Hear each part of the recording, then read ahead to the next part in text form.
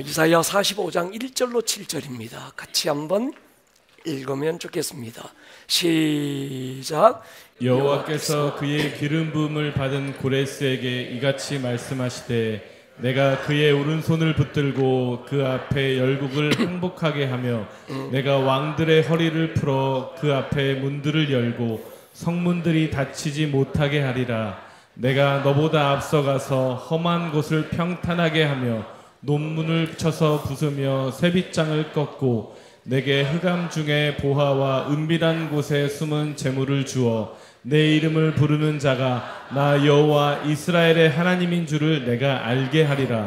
내가 나의 종 야곱 내가 택한 자 이스라엘 곧 너를 위하여 내 이름을 불러 너는 나를 알지 못하였을지라도 내게 칭호를 주었노라. 나는 여호와라. 나 외에 다른 이가 없나니 나밖에 신이 없느니라. 너는 나를 알지 못하였을지라도 나는 내 띠를 동일 것이요 해 뜨는 곳에서든지 지는 곳에서든지 나밖에 다른 이가 없는 줄을 알게 하리라. 나는 여호와라. 다른 이가 없느니라. 나는 빛도 짓고 어둠도 창조하며 나는 평안도 짓고 환난도 창조하나니 나는 여호와라. 이 모든 일들을 행하는 자니라 하였노라. 아멘.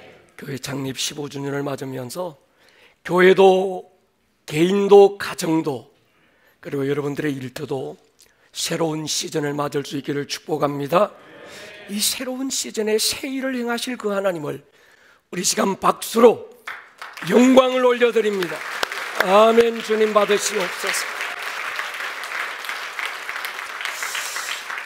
여러분, 겨울 동면에서 깨어나게 하는 햇빛은 강렬한 여름볕이 아니라 은은한 봄볕이더라고요.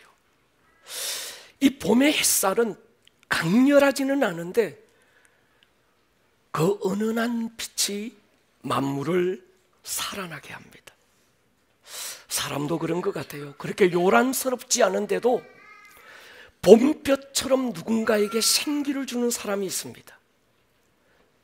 두꺼운 껍질을 뚫고 꽃으로 피어나게 하는 사람이 있는 거지요. 바울이 빌레몬에게 이런 편지를 보냅니다. 세번역서에 보면요, 형제여 나는 그대의 사랑으로 큰 기쁨과 위로를 받았습니다. 성도들이 그대로 말미암아 마음의 생기를 얻었습니다. 빌레몬은 생기를 주는 사람이었어요. 스데바나 브드나도 아가이고가 바울을 찾아왔을 때 바울은 그들에 대해서도 이렇게 소개합니다.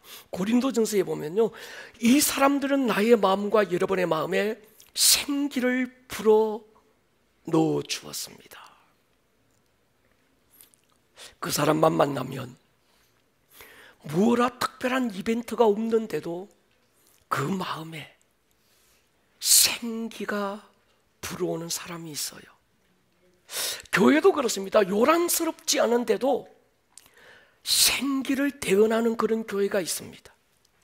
저는 우리가 바로 그런 사람들이고 우리 교회가 그런 교회인 줄로 확신합니다.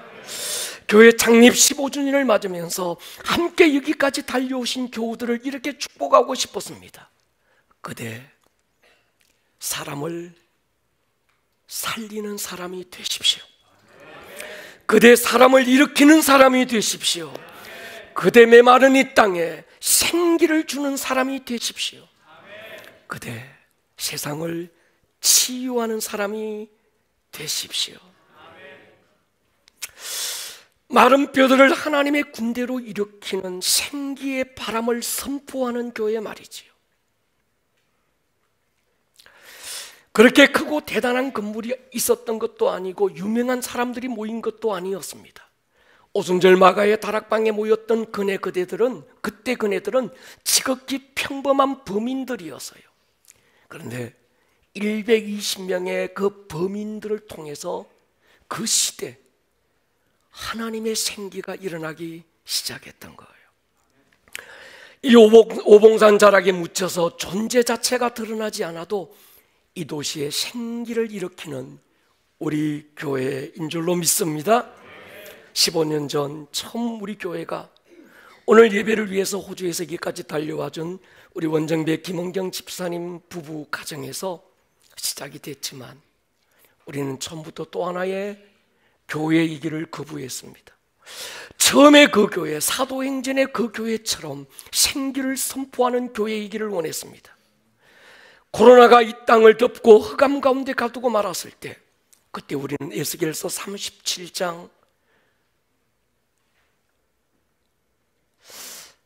온 세상이 절망으로 가득 덮여 있던 그때 생기를 선포했던 한 선지자의 그 선포를 통해서 메마른 뼈들이, 소망 없고 절망으로 가득 찼던 그들이 하나님의 군대로 이겨 일어났던 것처럼 우리도 오늘 이 시대 모든 흑암을 뚫어내고 하나님의 군대로 일어나기를 원했습니다. 창립 15주년을 맞으면서 이 주일의 아침에 많은 고민을 했습니다. 이 교회와 성도들을 하나님이 어떻게 축복하시기를 원하실까? 그때 하나님은 한 사람을 모델로 주셔서요, 바로 오늘 우리가 읽었던 본문의 주인공 페르시아의 고레스 왕입니다. 의아해하실 거예요. 아브라함이면 또 모르겠는데, 모세면 모르겠고, 다윗도 모르겠는데 고레스가 뭐지? 성경은 고레스를 이렇게 소개합니다. 1절에 보면요, 여호와께서 그의 기름 부음 받은 고레스에게 이같이 말씀하시되 내가 그의 오른손을 붙들고 그 앞에 열국을 항복하게 하며 내가 왕들의 허리를 풀어 그 앞에 문들을 열고 성문이 닫히지 못하게 하리라. 고레스를 기름 부음 받은 자라고 소개해요. 구약에서는 누구를 기름을 부었다고 할 때 보통은 선지자나 제사장, 하나님의 말씀을 대언할 수 있는 선지자, 아니면 특별한 제사장에게 기름을 부었습니다. 그런데 어떤 왕들에게 기름을 부어 세우지만 일반적인 왕들에게는 기름을 붓는다는 표현이 별로 없습니다. 특별한 어떤 다윗 같은 왕에게 하나님은 기름을 부었다, 이렇게 소개하는 거예요. 근데 지금 이 고레스는 이스라엘 왕이 아닙니다. 이방 페르시아의 왕이고 하나님을 믿는 왕도 아니었습니다. 오히려 하나님의 백성들을 정복했던 왕이지요. 하나님을 믿지도 않는 이방인에 대해서 하나님이 기름을 부었다고 표현한 적이 성경 어디에도 없었습니다. 더군다나 이사야가 지금 본문의 예언의 말씀을 선포할 때 고레스는 태어나지도 않았어요. 이사야가 이 예언을 선포하고 난 후 100년 후에 고레스라고 하는 한 왕이 태어나는 거예요. 더 놀라운 것은 이 고레스에 대한 축복의 내용들입니다. 내가 그의 오른손을 붙들고, 누가? 하나님이 그 앞에, 누구 앞에? 고레스 앞에 열국을 항복하게 하겠다는 거예요. 내가, 하나님이 왕들의 허리를 풀어서 그 앞에 문들을 열고, 고레스 앞에 문들을 열고 성문들이 닫히지 못하게 하겠다는 겁니다. 누가요? 하나님이. 싸우기도 전에 열국이, 고레스가 진격해 들어가는 성문마다 성문을 하나님이 열어놓고 싸워보지도 않고 열국이 그 앞에 무릎 꿇고 항복하게 만들겠다고 지금 하나님이 선포하고 계신 거예요. 이어지는 말씀이 더 놀랍습니다. 2절에 보면요, 내가 너보다 앞서가서 험한 곳을 평탄하게 하며 논문을 쳐서 부수고 쇠빗장을 꺾고, 하나님이 고레스 앞서가셔서 험한 곳을 평탄하게 하고 대적의 강력한 논문을 열고 쇠빗장을 꺾어버리겠다. 그 예언의 말씀대로 100년이 지난 후에 고레스라고 하는 한 인물이 페르시아의 왕으로 일어서면서 당시 강국이었던 바벨론과 주변 국가들을 평정하고 대제국으로 우뚝 세워지는 겁니다. 하나님께서 창립 15주년을 맞는 우리 교회 성도들에게 처음으로 이 말씀으로 축복하기를 원해서요, 특별히 1절, 2절 말씀을 뛰어넘어서 3절의 말씀으로 축복하기를 원하셨습니다. 같이 한번 읽겠습니다. 시작. 내게 흑암 중에 보화와 은밀한 곳에 숨은 재물을 주어 내 이름을 부르는 자가 나 여호와 이스라엘의 하나님인 줄을 내가 알게 하리라. 두 가지입니다. 흑암 중에 보화와 은밀한 중에 숨은 재물. 하나님께서 지금 이 고레스에게, 고레스야, 네가 보화를 찾아다니려고 막 애쓰지 않아도, 재물을 얻기 위해서 노력하지 않아도 하나님이 흑암 중의 보화와 은밀한 곳에 감추어져서 누구도 가지지 못했던 재물을 하나님이 고레스에게 주겠다는 거예요. 선물을 주시는 이유가 있었습니다. 나 여호와가 이스라엘의 하나님인 줄을 네가 알게 할 거야. 4절에 보면요, 내가 나의 종 야곱, 내가 택한 자 이스라엘, 곧 너를 위하여 내 이름을 불러 너는 나를 알지 못하였을지라도 내게 칭호를 주었다. 하나님께서 고레스에게 하나님을 모르는, 하나님을 알지도 못하고 믿지도 않는 고레스라고 하는 이방의 왕을 하나님이 붙드셔서 그가 가는 곳에 원수의 새 빗장을 끊고 모든 논문을 열어버리고 웰컴하도록 만들겠다. 그리고 흑암 중에 보화와 감추어져 있는 재물을 주겠다는 거예요. 이유가 있었습니다. 고레스의 뜻이 아니고 하나님께서 이스라엘의 하나님인 것을 하나님이 고레스를 통해서 세상 앞에 보여주겠다는 거예요. 우리가 잘 알고 있는 이스라엘의 어두운 역사가 있습니다. 솔로몬 이후 나라가 남북으로 나누어지고 먼저 북쪽 이스라엘이 아수르에게 망해요. 그리고 그 아수르가 바벨론에게 망하고 남유다마저 바벨론에게 멸망하면서 예레미야가 예언했던 대로 그들은 70년 바벨론으로 포로로 끌려가서 죽을 고생을 해요. 그리고 그 70년이 찰 때쯤 하나님은 페르시아의 고레스 왕을 일으켜서 당시 세계를 제패하고 있던 바벨론을 무너뜨리고 포로로 끌려왔던 이스라엘을 본토 가나안 땅으로 돌려보냅니다. 목적은요, 하나님의 무너진 성전을 다시 세우라는 거예요. 그래서 그냥 돌려보내지 않고 돌아가는 이스라엘 백성들의 손에 금, 은, 폐물, 바벨론이 그때 이스라엘을 정복하고 하나님의 성전에서 빼앗아왔던 모든 보물들을 다시 이스라엘 손에 주면서 이 은금 폐물 보석들을 가지고 다시 이스라엘로 돌아가서 무너진 하나님의 성전을 다시 세우라는 것이었습니다. 저와 함께 교회를 세우고 섬기는 일에 함께 오신 성도들을 오늘 이 말씀으로 축복하며 예언적 선포를 합니다. 하나님이 여러분에게 흑암 중에 보화를 안겨주실 것입니다. 누구도 알지 못했던 감추어져 있는 숨겨진 재물을 주실 것입니다. 그러나 여러분, 은사도 선물도 목적이 분명해야 합니다. 한 가지예요. 이 땅에 그분의 킹덤을 세우라는 거예요. 하늘에서 이루어진 하나님의 뜻을 풀어내라는 거예요. 오늘 이제 우리 교회 새로운 시즌을 맞으면서 하나님께서 우리 성도들에게, 우리 교회에게 흑암 중에 보화와 감추어져 있는 재물을 주실 때 내 욕심, 내 야망이 아니라 하나님의 꿈을 잘 세워가는 일에 쓰임받기를 주님의 이름으로 축원합니다.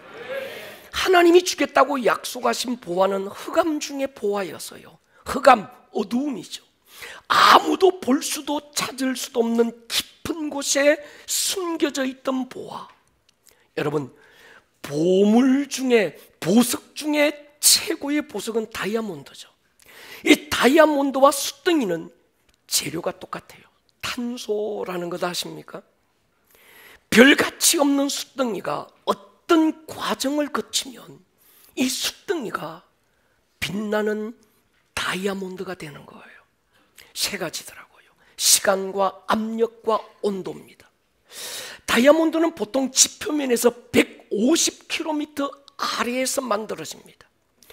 액체 상태의 탄소가 약 60kB의 압력과 1300도의 고온을 견디면 원자 재배치가 이루어지고 액체 상태의 탄소가 수초로 변했다가 더한 압력과 고온을 이기면서 다이아몬드가 되는 거예요. 그런데 이 압력과 엄청난 이 온도를 이겨내지 못하면 그건 한낱 숯덩이로 남게 되는 겁니다. 이 압력과 온도를 견딘 탄소가 킴벌라이트 화산을 통해서 마그마와 함께 세상으로 분출됩니다. 그래서 다이아몬드가 발견됐던 지역은 과거에 화산이 터졌던 그곳에서 발견되는 겁니다. 다이아몬드는 지구 내부에서 오랜 시간 극한의 압력과 온도를 견디면서 원자 재배치가 일어나고 킴벌라이트 화산을 통해서 세상에 나온 진귀한 보석인 거죠. 그래서 보통 다이아몬드 보석을 담는 상자는요, 검은색이라는 거 아십니까? 다이아몬드는 그냥 만들어진 게 아니라 흑암 중에 만들어졌다는 거예요. 다이아몬드가 만들어지는 세 가지 조건, 시간입니다. 오랜 시간이 걸려요. 두 번째, 엄청난 압력이에요. 세 번째는 고온, 엄청나게 뜨거운 온도를 이겨내는 거죠. 이 세 가지 조건이 한낱 숯덩이를 다이아몬드로 만듭니다. 보석은 검은 상자에 담기는 것처럼 여러분, 하나님이 우리에게 주시는 선물도 고난이라고 하는 금은 보자기에 쌓여서 전달됩니다. 당장에 볼 때는 금은 보자기 같고 고난의 보자기 같은데 보자기를 풀어보면 그 안에 하나님의 보화가 담긴 거예요. 우리는 귀한 선물은 화려한 포장지에 담아 전달하고 싶지만 하나님은 귀한 보석일수록, 귀한 선물일수록 금은 보자기에 포장을 해서 우리에게 안겨주세요.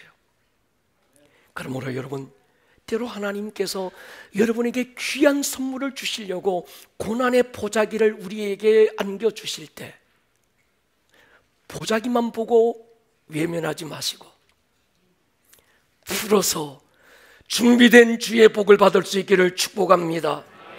살면서 받는 스트레스와 압력을, 은혜를 붙들고 견뎌낼 수 있기를 축복합니다.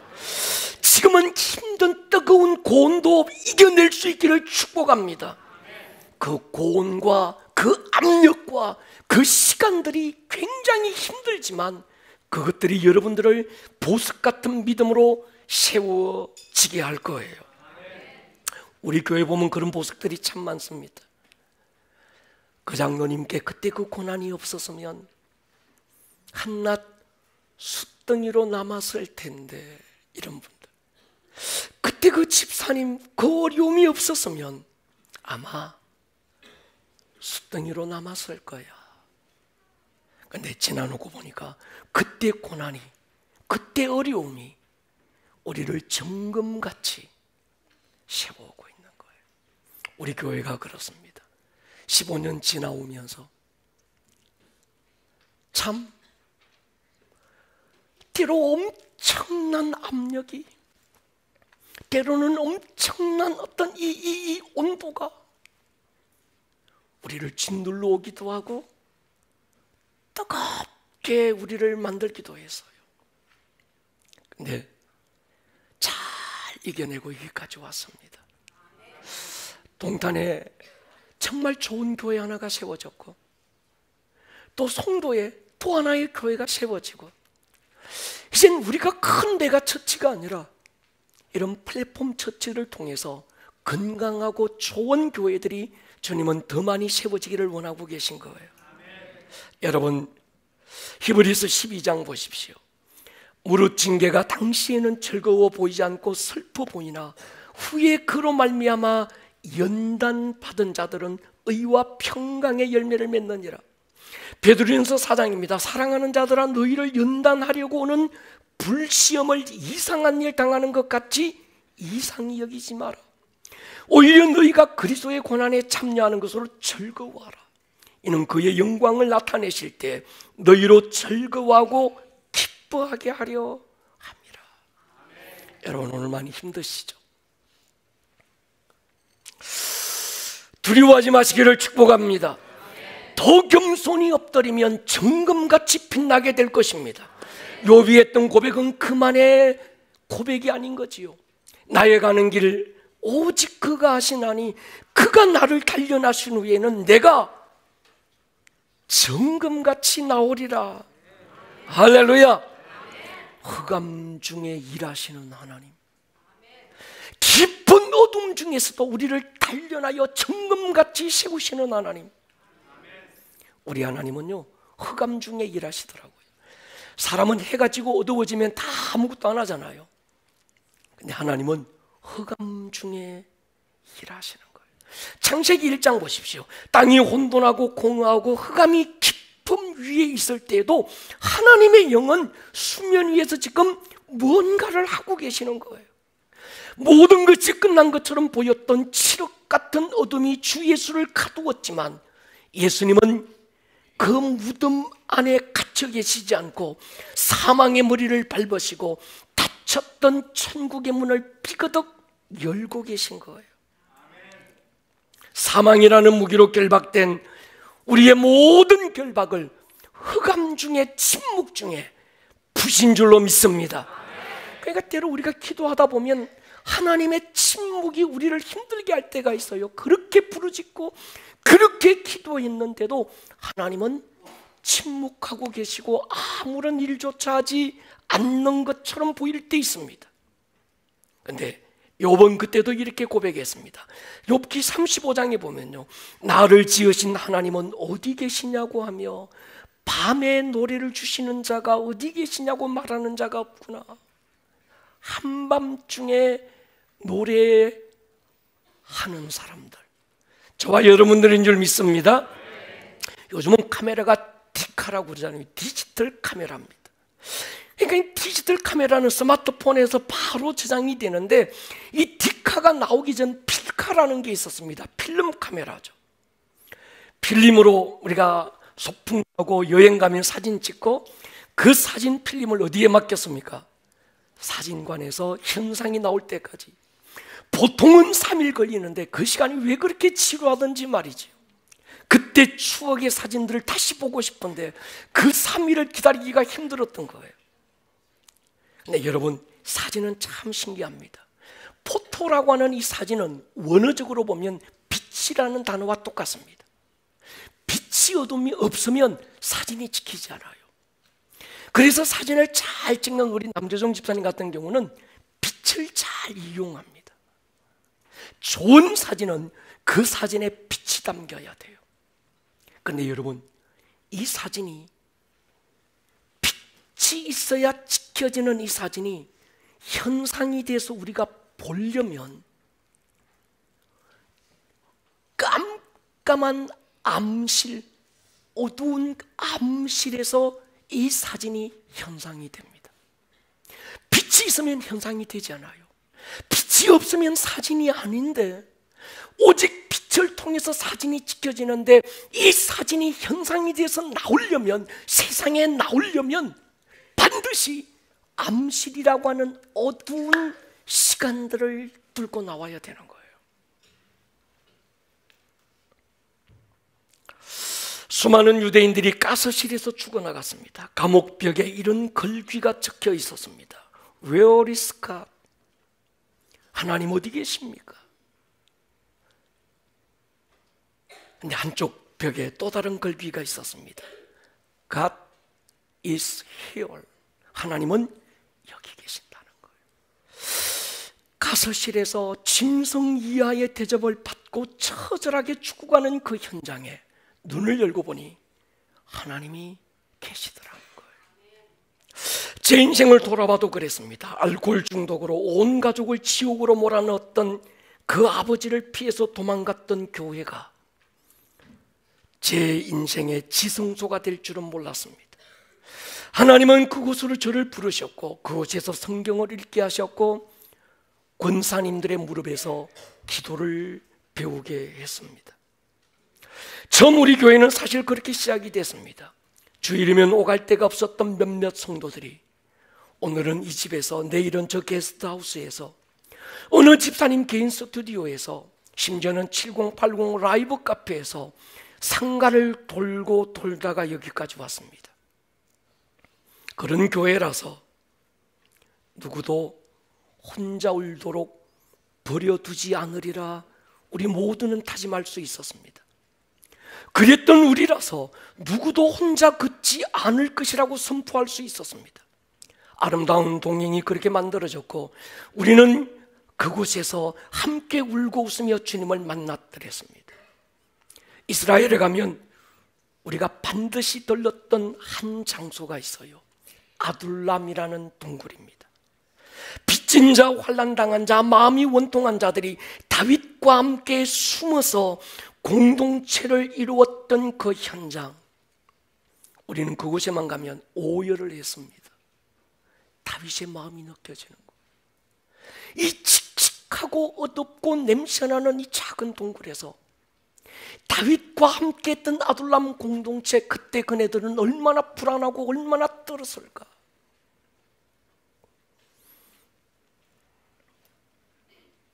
여러분, 우리는 5월 한 달 사상 초유의 자발적인 일시 멈춤을 하고 왔습니다. 모든 예배에서 악기나 화려한 배경을 다 내려놓았어요. 예배팀을 혼내려고 하는 게 아니었습니다. 인위적으로 만들어진 거품을 빼려면 내려놓음이 필요하다고 판단했습니다. 다 내려놓고도 기능이 없고 세션이 없고 아니면 여기 있는 어떤 좋은 목소리를 가진 예배 이 싱어들이 없어도 오직 기타 하나만 들고도 예배가 된다는 걸 우리는 경험할 필요가 있었던 거예요. 그래서 이 한 달간 모든 걸 멈추고 오직 더 깊은 갈망으로 하나님의 손끝만 바라보자고 외치며 달려왔습니다. 모든 분들이 그러시더라고요. 목사님, 멈추고 나니까 왜 멈추어야 될지를 알게 되셨대. 왜 멈추어야 될지를 알고 나니까 우리 안에 더 깊은 예배의 본질인 갈망이 일어나더라는 거예요. 이제 우리 교회는 뉴스타트를 시작합니다. 하나님의 역사의 대열의 프론트라인에 서서 우리는 하나님의 군대로 일어날 것입니다. 할렐루야! 하나님께서 우리에게 흑암 중에 보화를 주시고 감추어져 있는 숨겨진 재물을 주실 줄로 믿습니다. 3절에 보면요, 누구에게 주시는 거 하면요, 1차적으로는 고레스에게 주셔서요, 그리고 2차적으로는 이 말씀을 믿음으로 취하는 우리와 우리 교회에게 주시는 거예요. 뭐 하라고 주시는가? 하나님이 하나님 되신 걸 세상에 보여주라는 겁니다. 나의 킹덤이 아니라 내 킹덤을 세우라고 주님이 이걸 주시는 거예요. 아멘입니까? 그동안 우리가 줄기차게 외쳐왔던 나라가 임하시옵소서, 하나님의 나라를 세우는 킹덤 빌드가 우리가 되게 해주십시오. 하늘에서 이미 이루어진 하나님의 뜻이 이제 내 삶에 풀어지게 해주십시오. 코로나가 오면서 5년 동안 우리 인간은 처음 만들어질 때부터 내 꿈, 내 야망, 나를 드러내기 위해서 만들어지지 않았다. 하나님 그분이 어떤 분인지 보지 못해서 알지 못하는 자들에게 하나님이 이런 분이다 보여주기 위해서 창조됐고, 하나님의 꿈을 이 땅 가운데 이루라고 하나님이 우리를 세우셨다. 5년간 외쳐왔습니다. 아침에 눈을 떠도 떠야 되는 이유, 밥을 먹어도 먹어야 되는 이유, 그 일을 하고 그 공부를 해야 되는 이유가 내게서 찾지 않았습니다. 그분에게서 찾으며 여기까지 왔습니다. 이제 그 일을 이루기 위해서 우리에게 필요한 흑암 중의 보화, 감추어진 재물을 안겨주시기를 주의 이름으로 축원합니다. 중요한 건 태도 같아요. 어두운 흑암의 시간을 기다림으로 보내면서도 원망하지 않는 것, 힘든 산을 넘어가면서도 불평하지 않는 것, 깊은 터널을 지나는데도 포기하지 않는 것. 지금은 비록 한낱 숫덩이일지라도 여러분 믿음으로 견뎌내 보십시다. 쨍하고 했던 날 돌아올 거예요. 뛰고 뛰는 몸이라 괴롭지만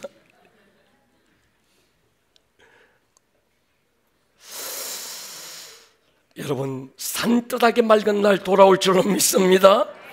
조급하지 말고 시간을 채워보고, 때로 견디기 힘들어서 주저앉고 싶지만 그 압력을 견디고 이겨내보고, 당장 오늘이 불처럼 뜨거워서 어떻게 할지 모르겠지만 그러나 여기에도 숨겨진 하나님의 뜻이 있으리라고 믿고 버텨내보는 저와 여러분들이 되시기를 주의 이름으로 축원합니다. 마귀는 우리를 속일 겁니다. 오늘의 이 고난, 이 흑암은 끝없이 계속될 거다. 네가 자유할 수 있는 유일한 길은 이 교회를 떠나는 거야. 마귀의 속임에 넘어가지 않을 수 있기를 축복합니다. 흑암 중에서 주님은 숫덩이를 다이아몬드로 만들고 계시는 거예요. 우리 교회 보통 교회가 아닙니다. 성경 읽기 1년에 3독하는 교회예요.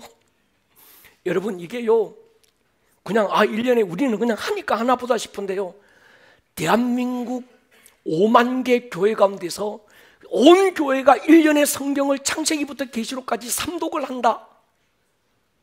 우리 교회 빼고 있으면 나와보라고 그래요. 없습니다. 지난 5년 쉬지 않고 낮과 밤으로 예배하고 여기까지 달려왔습니다. 인천 상륙작전을 선포하며 이 도시를 위한 교회, 교회들의 교회로 영적 유업이 많은 교회가 우리 교회였습니다. 한 번의 예배도 그저 드리지 않으려고 몸부림을 쳐왔습니다. 소위 예배에 목숨 걸었던 교회가 우리 교회였습니다. 여러분, 흑암 중에 보화는 우리 교회에 있는 거예요. 여러분의 헌신의 자리에 숨겨져 있는 줄 믿습니다. 하나님이 주시는 선물은 먼 곳에 있지 않습니다. 바로 당신의 삶의 그 자리에 있는 줄 믿습니다. 여러분의 가정이 그 현장이 되기를 축복합니다. 여러분의 일터가 그 자리가 되기를 축복합니다. 여러분이 섬기는 이 교회가 그 현장이 될 것을 선포합니다. 여기서 보화를 찾으세요. 행복의 파랑새 무지개를 쫓지 마십시오. Where is God? 하나님 어디 있습니까? 주님 말씀해요. God is here. 할렐루야. 어떤 사람이 또 잘못 인용하더라고요. 하나님이 본토 친척 아비집을 떠나라고 그랬다. 여러분, 그런데 속지 않을 수 있기를 축복합니다. 아브라함이 교회가 싫어서 본토 친척 아비집을 떠난 게 아니에요. 가진 모든 것들을 더 포기하기 위해서 떠난 거예요. 여러분 보십시오. 이사야 45장 보십시오. 해 뜨는 곳에서든지 지는 곳에든지 나밖에 다른 이가 없는 줄 알게 하리라. 나는 여호와라, 다른 이가 없느니라. 나는 빛도 짓고 어둠도 창조하며 평안도 짓고 환난도 창조하나니 나는 여호와라, 이 모든 일을 행하는 자이니라. 그분이 계신 자리가 흑암 중에 보화의 자리를 찾을 곳입니다. 그분이 계신 그곳이 숨겨진 재물을 얻을 곳인 줄로 믿습니다. 당자는 아버지 집이 흑암 중에 숨겨져 있는 보화의 장소인 걸 몰랐습니다. 그는 하나님이 주시는 보화는 먼 곳에 있는 줄 알고 아버지의 유산을 상속받고 할 수만 있으면 먼 곳으로 떠났습니다. 떠나보고서야, 가진 모든 걸 잃어보고서야 그는 깨달아요. 자신이 떠나왔던 아버지의 집이 숨겨진 보화가 있던 자리라는 거예요. 야곱이 아버지의 축복을 받고 아버지 집을 떠나지 말았어야 했습니다. 신실하신 하나님을 믿고 압력을 견디고 온도를 이겨냈어야 했어요. 결국 인생의 황급 같은 20여 년 낭비하고 아버지 집으로 돌아오잖아요. 여러분, 힘들고 어렵지만 이 자리를 사수하고 지켜내 보시기를 축복합니다. 받은 직분 내려놓지 말고 부르심의 땅이 여기라는 걸 알고 주 붙들고 이겨내 볼 수 있기를 축복합니다. 나오미를 알잖아요. 약속의 땅에 흉년이 들자 베들레헴 약속의 땅을 버리고 모압으로 건너갑니다. 거기서 모든 걸 잃고 썸물 마라가 되어서 돌아오잖아요. 애굽을 뛰어나온 이스라엘이 어찌 축복의 땅을 잃어버렸습니까?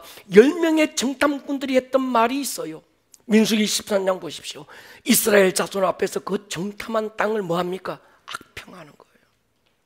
그 땅은 거주민을 삼키는 땅이요 모든 백성은 신장이 장대하다. 하나님이 주신 이 땅을 악평하면 안 되는 거예요. 여러분의 교회를 자랑할 수 있기를 축복합니다. 하나님이 주신 복은 환경을 바꾸는 게 아닙니다. 시각을 바꾸는 거예요. 여호수아와 갈렙처럼 말이죠. 그 땅을 정탐한 자 중 눈의 아들 여호수아와 여분네 아들 갈렙이 자기들의 옷을 찢고 이스라엘 자손의 온 회중에게 말합니다. 우리가 두루다니며 정탐한 땅은 심히 아름다운 땅이라. 여러분, 약속의 땅, 축복의 땅 예루살렘은 하나님이 함께 계시는 이곳, 우리가 함께하고 있는 이 교회인 줄로 믿습니다. 여러분들이 살고 있는 그 가정이고 그 일터가 약속의 땅입니다. 여러분이 서 있는 바로 그 현장에서 여러분의 인생을 승부해내고 흑암 중의 보화를 찾아내고 감추어져 있는 재물을 끄집어낼 수 있기를 주님의 이름으로 축원합니다. 다이아몬드처럼 압력을 이긴 사람 말이지요. 뜨거운 열기를 이기고 나온 교회 말입니다. 그런 교회, 그런 사람들이라야 킴블라이트 화산 폭발과 함께 세상에 응애하고 태어나는 거예요. 이왕에 교회에 심겨졌으면 뿌리를 깊이 내려볼 수 있기를 축복합니다. 주님이 이 말씀을 주실 때 제 마음을 뜨겁게 했어요. 왜냐하면 그렇게 기도했거든요. 하나님, 하나님의 나라를 세우려는데 킹덤, 이 목사 너의 킹덤 말고 마이 킹덤이 아닌 히스 킹덤, 하나님의 킹덤을 세우라고 하시는데 하나님, 두 가지가 있어야 합니다. 사람이 있어야 돼요. 그리고 하나님, 재물이 있어야 됩니다. 그때 하나님께서 함께하고 있는 성도들이, 우리의 다음 세대가 이 땅에 하나님의 킹덤을 세울 빌드라고 말씀하셨고, 하나님께서 여러분들에게 흑암 중의 보화와 숨겨진 재물을 안겨주셔서 여러분들을 통해서 이 도시가 하나님의 도시고 이 도시의 주인이 그분인 것을 선포하게 하실 줄로 믿습니다. 그런 생각에서요, 고래서도 축복했는데 우리를 축복하지 않겠냐는 거예요. 할렐루야. 우리 교회는, 여러분들은 5년간 코로나를 뚫고 나오면서 더 깊음으로 가자. 그래서 우리는 정말 5년이라는 시간 동안 압력을 견뎌내고 고온을 이겨내고 시간을 버티고 여기까지 왔습니다. 이제 준비가 된 우리 교회, 하나님의 킹덤이 세워질 줄로 믿습니다. 머리를 한번 숙여 보겠습니다. 이 시간 여러분들을 그렇게 축복하고 싶습니다. 살아계신 나의 하나님, 오늘 이사야 45장에서 고레스에게 약속하셨던 그 약속을 반드시 이루어내신 그 하나님, 오늘 동일한 믿음으로 이 약속을 주셨고 이 약속을 붙든 우리 교회와 성도들에게 이 약속의 말씀을 이루어 주시옵소서. 흑암 중에 보화를 안겨주십시오. 감추어져 있는 재물을 저들의 손에 붙여주십시오. 그래서 마지막 때 하나님의 킹덤을 세워가는 저희들이 되게 하여 주십시오.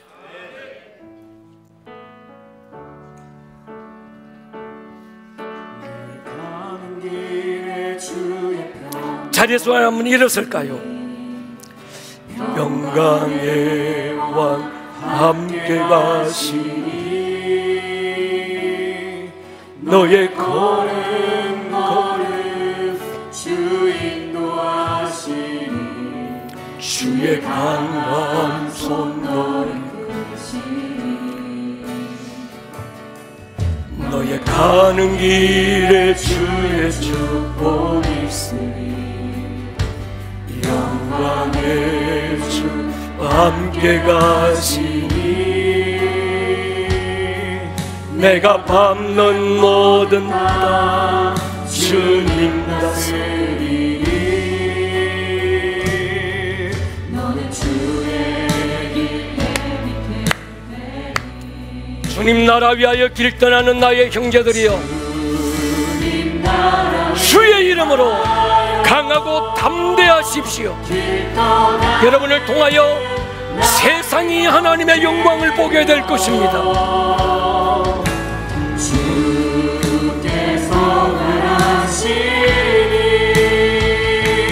너는 가라 주의 이름으로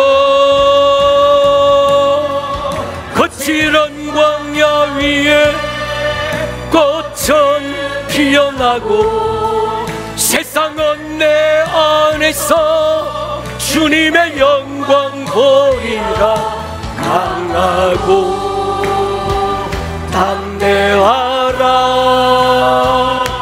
세상 이기신 주 너와 함께 너와 동행하시며 내게 두 손 번쩍 들고 한번 선포합니다. 강하고 담대하라. 두려워하지 말고 놀라지 마라. 나는 너의 하나님이 됨이니라. 너와 함께 너와 동행하시며 내게 새 힘을 주시니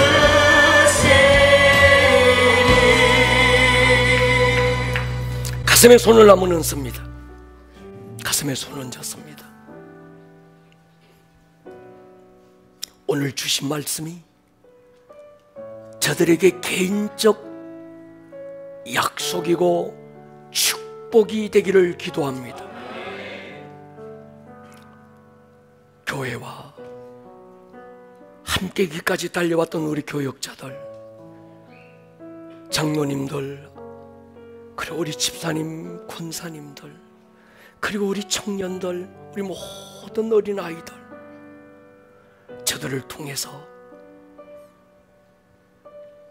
이 땅 가운데 하나님의 킹덤을 세우고 살아계신 하나님을 보여주고 증거할 수 있는 그런 교회가 되게 하여 주십시오. 지금은 우리 주 예수 그리스도 크신 은혜, 하나님 아버지 다음 없는 그 사랑, 성령님의 권능이 교회와 온 교우들 위해 지금으로부터 영원토록 함께 있을지어다. 아멘. 오늘 들었던 이 말씀이 듣는 말씀에서 끝나지 않고 여러분들의 삶에 살아내는 말씀으로 생명력 있는 말씀이 될 수 있기를 주님의 이름으로 다시 한번 축복합니다.